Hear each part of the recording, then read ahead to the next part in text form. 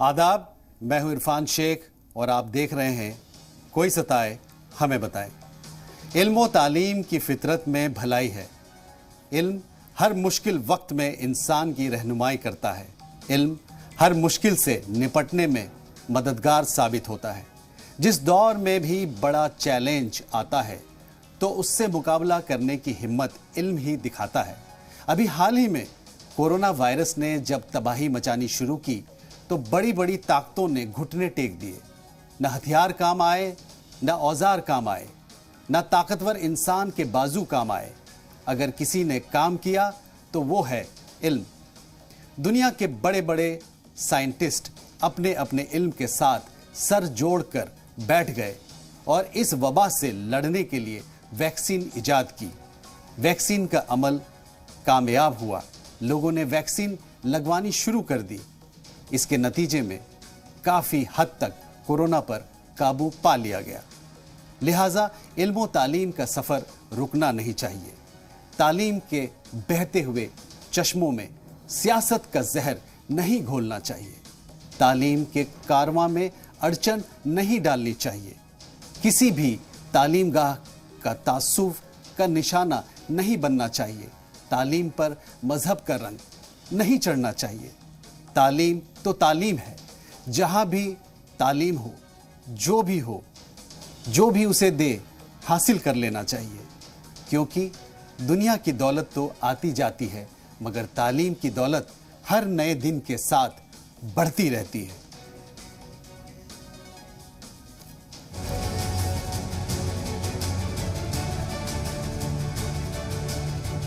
क्या सियासत का शिकार हुआ इस्लामिया इंस्टीट्यूट? सर बोम्मई साहब, बसवराज बोम्मई साहब जो चीफ मिनिस्टर्स हैं, उनसे भी अपील करूंगा कि इसको हमको अलर्ट करके दें। हुकूमत की चश्मपोशी की नजर हो गई दरसगाह। कर्नाटक के अक़लियती इदारे पर एक्शन क्यों? तालीमी इदारे पर क्यों पड़ा ताला? ये सरकार से हमको ये उम्मीद नहीं थी कि ऐसे करेंगे, और ख़ास तौर से इतनी पुरानी कॉलेज है माइनॉरिटी की, हम सबके साथ ये जो है ना हमारी फ्यूचर के साथ इतना खिलवाड़ करेंगे ये हमको नहीं मालूम था। मिल्ली इदारों का ऐसा हाल क्यों?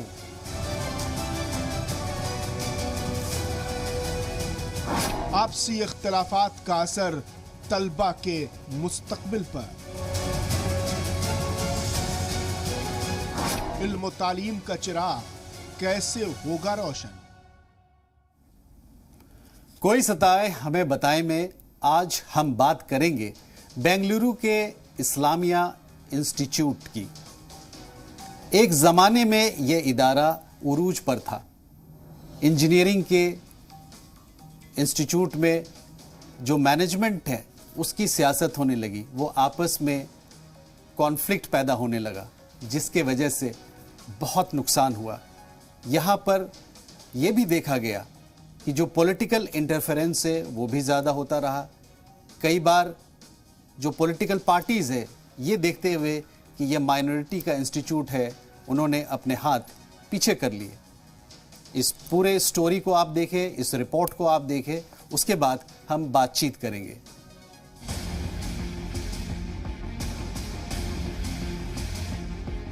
हमारी जो 40 साल से हम 3.5 एकड़ जगह में जो है, ये हमारे साथ बहुत बड़ा जुल्म है। फ्यूचर के लिए हमको क्या स्टेप लेना है, एक शॉक हो गया था मेंटली, और हमारे पेपर्स पे उसका इफेक्ट दिखेगा फिर रिफ्लेक्ट जब रिजल्ट आएगा।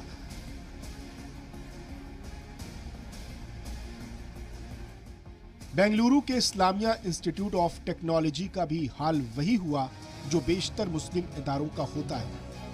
आपसी इख्तिलाफात, बेतवज्जुही, बगैर किसी मिशन के काम को अंजाम देना। 1979 में इस इदारे की बुनियाद रखी गई। जिस दौर में इंजीनियरिंग की फीस लाखों में हुआ करती थी, उस दौर में बहुत ही मामूली फीस देकर इस अक़लियती इदारे में तलबा ने तालीम हासिल की, और आज दुनिया भर में अपने अपने शोबों में ये तलबा खिदमात अंजाम दे रहे हैं। लेकिन अफसोस कि 1980 में इस अक़लियती कॉलेज के लिए 3 एकड़ से ज्यादा जो जमीन अलॉट की गई थी वो तनाज़ों में उलझ गई, और नौबत ये आ गई कि आज कॉलेज पर ताला लटक रहा है। अलॉट हुई जमीन के लिए जो रकम मैनेजमेंट को देनी थी वो अदा नहीं हो पाई। हालांकि मैनेजमेंट का दावा है कि 5 लाख रुपए दिए गए, लेकिन उसका कोई रिकॉर्ड अब महफूज नहीं है। बाकी की रकम आज तक अदा नहीं हो पाई। मैनेजमेंट के इख्तलाफात को देखते हुए सरकार ने कॉलेज में एक एडमिनिस्ट्रेटर नामजद कर दिया। 2007 में नई कमेटी तश्कील दी गई। इस कमेटी में MLC Naseer Ahmed general secretary मुंतखब किए गए। पिछले 10 सालों से नसीर अहमद ही इस इदारे के चेयरमैन हैं। पिछली सरकार के वजीर आला HD कुमारस्वामी ने इस जमीन को एक मठ को देने की कोशिश की। ये मामला अदालत में गया और सुप्रीम कोर्ट से भी इस्लामिया कॉलेज को कोई राहत नहीं मिली। मैनेजमेंट की लापरवाही और हुकूमत की अनदेखी की वजह से आज इस कॉलेज में ताला लग चुका है। कुछ महीने पहले जब इंजीनियरिंग के इम्तिहान चल रहे थे तो उस वक्त अफसरान आए और बच्चों को बाहर करके कॉलेज को सील कर दिया गया। दूसरे ही दिन कॉलेज का यूनिवर्सिटी की जानिब से डी-एफिलिएशन कर दिया गया। हालांकि नसीर अहमद चाहते तो कांग्रेस सरकार में जमीन का दोबारा अलॉटमेंट हो सकता था। अब इस कॉलेज के तलबा और असातिज़ा अपने मुस्तकबिल को लेकर परेशान हैं। सामने की जो बिल्डिंग थी वो गवर्नमेंट की जगह में तामीर की गई थी। हम तकरीबन 40 साल से जो है इसके पीछे पड़े हुए हैं कि वो बिल्डिंग हमको अलॉट किया जाए या तो ग्रांट किया जाए, कुछ भी किया जाए, लेकिन हुकूमत की तरफ से कुछ भी जो है नहीं किया गया। अल्टीमेटली जो है हुकूमत गवर्नमेंट ऑफ कर्नाटक आके वो बिल्डिंग को सीज करके अपने कब्ज़े में ली जबकि इम्तिहानात चल रहे थे। ये हुकूमत जो स्टेप लेकर है इसकी वजह से जो है माइनॉरिटीज़ को बहुत तकलीफ़ हुई है और ख़ासकर स्टूडेंट्स को बहुत तकलीफ़ हुई है। वो कम फीस में यहाँ पर पढ़ा करते थे। ये लोग कॉलेज को आए थे और कॉलेज को आकर इंस्पेक्शन करके सरकार की ज़मीन है इसको छोड़ कर देना बोलकर नोटिस भी दी गई थी। तो अगेंस्ट दैट हम कोर्ट को जाके स्टे लेकर आए। तो विद दैट स्टे हमें मैनेज कर लेकर जा रहे थे। अभी रिसेंटली येडियुरप्पा की हुकूमत आने के बाद रवि कुमार MLC ये पीछे पड़कर इसको मतलब किसी हालत से हड़पने की कोशिश हो रही है। Establishing and running an education institution जो है, एक इदारा, एजुकेशन इदारा चलाना, ये हमारा कॉन्स्टिट्यूशनल राइट है आर्टिकल 30 के अंदर। तो उसी एक पैमाने पर जो है ये हम एजुकेशन इंस्टीट्यूशन अब 40 साल से चलाए थे।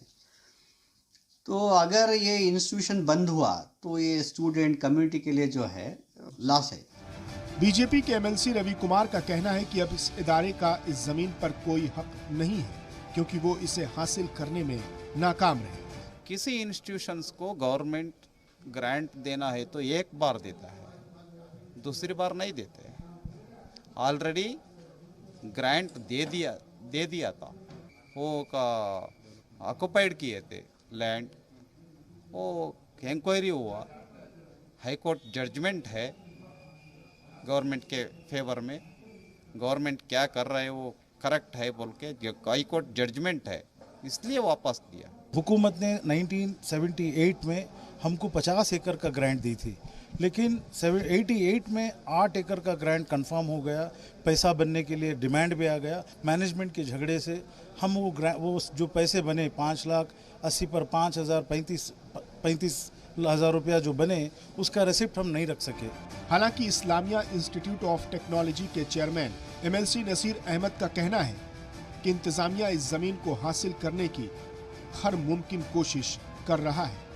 हुकूमत का ही एक रूल है, जो भी 15 साल से ज़्यादा अगर कोई जगह पे रहता है तो उसको एब्सोल्यूट पोजीशन कहते हैं। तो डिफ़ॉल्ट में भी हमको अलॉट करना होगा और हमारी वहाँ पर बिल्डिंग भी है। तो मैं अपील करता हूँ हुकूमत से कि भाई ये जो हम 40 साल से वहाँ पर हैं और हमारा बिल्डिंग वगैरह है और हमारी एक पुरानी कॉलेज है, तो मैं अभी जो SR बोम्माई साहब बसवराज बोम्माई साहब जो चीफ मिनिस्टर्स हैं उनसे भी अपील करूँगा कि इसको हमको अलॉट करके दें। इस्लामिया इंस्टीट्यूट ऑफ टेक्नोलॉजी में बेहद कम फीस में तलबा को आला तालीम से आरास्ता किया जा रहा था, लेकिन कॉलेज बंद होने से बच्चों का मुस्तकबिल अंधेरे में है। बेंगलुरु का पहला इदारा, पहली इंजीनियरिंग कॉलेज, माइनॉरिटी कॉलेज, आज जो है बंद होने के कगार पर है। स्टूडेंट्स को एग्ज़ाम्स चलते वक्त में ये जो बिल्डिंग है उसे सीज कर दिया गया है। सिलसिले में बात करने के लिए इस वक्त हमारे साथ मौजूद हैं उस वक्त एग्ज़ाम लिख रहे स्टूडेंट्स, कैसे हालात थे जब एग्ज़ाम आप लिख रहे थे उस वक्त जो है सीज़ किया गया? एग्ज़ाम्स चल रहे थे उस वक्त, ऐसा मालूम पड़ा कि कॉलेज बंद हो रही है, तो हमको कंफ्यूज होने लगा कि इधर ही करना है, एग्ज़ाम लिखना है या नहीं लिखना है। तो कैसे हालात थे उस वक्त? एकदम आप डर गए थे कि सीज़ करने के लिए? मेंटली डिस्टर्ब हो गए थे हम पूरा। कैसे हालात थे उस वक्त? सर एग्ज़ाम में अचानक कोई आके, अभी पढ़ाई के लिए हम ध्यान से पढ़ रहे थे, अचानक कोई गवर्नमेंट के लोग आके, पुलिस से और लॉयर से सब आके एक मेंटली डिस्टर्ब कर देना, और हमको आइंदा के लिए, एक फ्यूचर के लिए हमको क्या स्टेप लेना है, एक शॉक हो गया था मेंटली। और हमारे पेपर्स पे उसका इफेक्ट दिखेगा भी, रिफ्लेक्ट जब रिजल्ट आएगा। इदारे के आपसी इख्तलाफात और मुंतज़मीन की सियासत का शिकार एक बेहतरीन तालीमी इदारा हो गया, लेकिन सवाल ये भी है कि तालीमी इदारे पर तालाबंदी का अमल इतनी जल्दी और तेज़ी में क्यों किया गया। देखिए किस तरह से यहाँ के जो पढ़ने वाले बच्चे हैं वो अपने मुस्तकबिल को लेकर किस तरह से घबराए हुए हैं।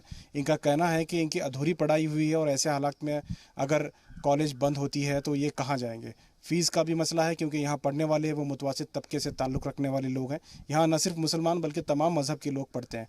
तो अब सरकार को सोचना होगा कि इस पर किस तरह से वो कार्रवाई करती है। कैमरा पर्सन समीर के साथ शाहिद काजी, बेंगलुरु।